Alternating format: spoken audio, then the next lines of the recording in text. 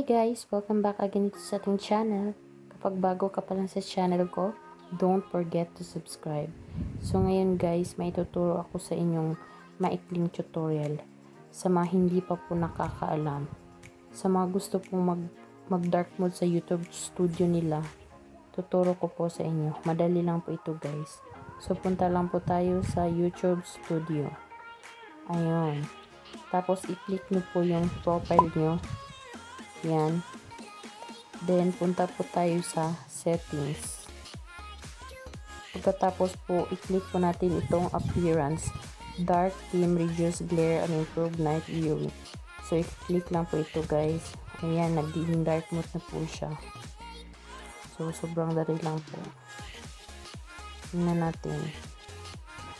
Ayan, dark mode na po yung YouTube studio nyo. So, yun lang muna for today's video guys. Thank you for watching.